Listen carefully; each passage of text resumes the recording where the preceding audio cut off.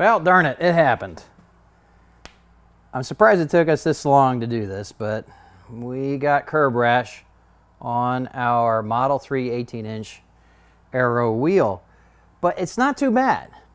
And so even though I could call somebody and have them come to my house and fix this very quickly for maybe $100, $150, I'm going to fix it for a whole lot less money, and it's not going to take me a whole lot of time, and it's going to look pretty much just as good.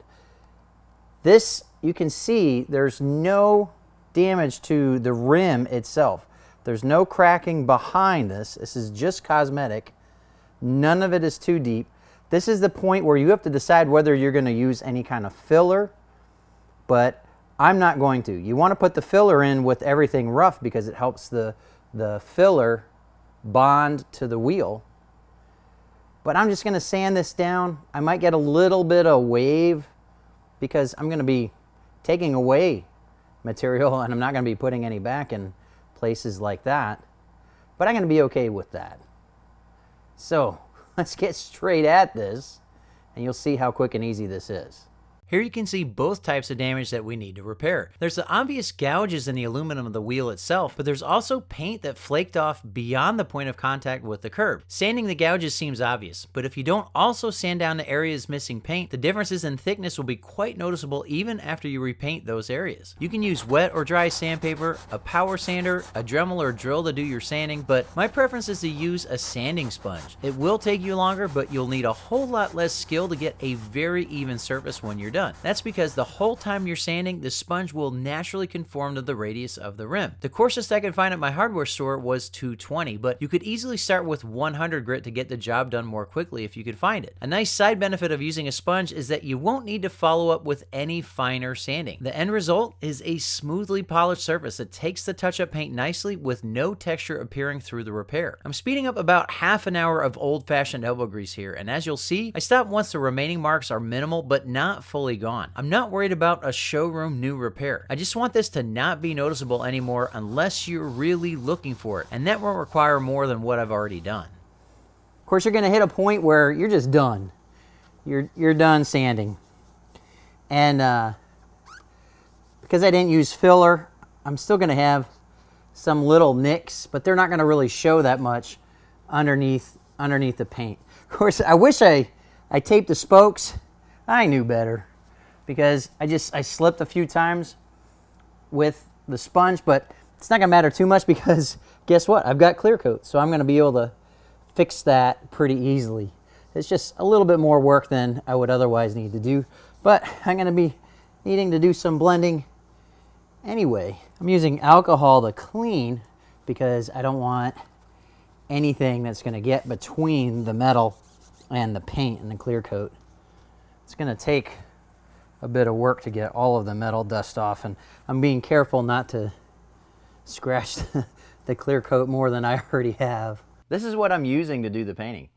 It doesn't say Tesla. It says Ford CX Dark Shadow Gray, but it turns out this is very close to the paint that Tesla uses for their 18-inch aero wheels. It has an abrasive tip that you would use to rough up spots that might have rust on them. That's not something we're going to use for this repair. It has a pen tip under that cap. It has a brush, which is what we will be using for this repair. And then it also has clear coat in the bottom with a wedged sponge applicator. That's going to be a huge help. You can get this for about $15 from Amazon. I've got it linked in the video description along with links to everything else that I'm using in this video.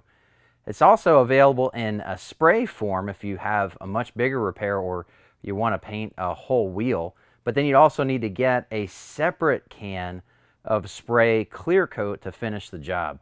This is all we need for the repair we're doing today though. Once you've cleaned the wheel with alcohol, you need to put some sort of barrier between the tire and the rim. I'm using squares cut from light cardstock, and I'm just shoving them into the joint between the rim and the tire bead. I'm overlapping them like roof tiles, then bending them toward the tire a bit to get them out of the way of my paintbrush. Painting a big repair like this is way easier than painting a small repair because you don't have to worry so much about getting too much paint on the brush. You're going to use all of that paint anyway. Plus, most touch-up paint is designed to even itself out as it dries to reduce the chance you'll see drips. That said, after getting a coat of paint everywhere I want it, I do go back with the brush and make sure coverage is pretty even, spending some of my time to get a soft blend between the new paint and the old on the rim. I put on 2 full coats, letting the first coat dry for 40 minutes in between. You might need more coats than that to get an even look to the repair, but I was pretty happy with just 2 coats.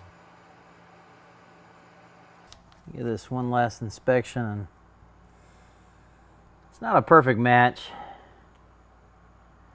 but it's good enough, and it should look a little closer when I put the clear coat on and then clean the whole wheel. After letting the second coat dry for 40 minutes, I applied a single coat of clear coat. This stuff goes on really easy, and blending isn't much of an issue since it's literally clear. After finishing the clear coat, I decided to let everything cure overnight before exposing the repair to any cleaners. The next morning, I got out my Car Guys tire and wheel cleaners and cleaned everything to a bright shine. That's when the difference between the repair and the rest of the wheel really faded to almost nothing. It'll be interesting to see if the difference becomes more or less noticeable again as the wheel gets dirty.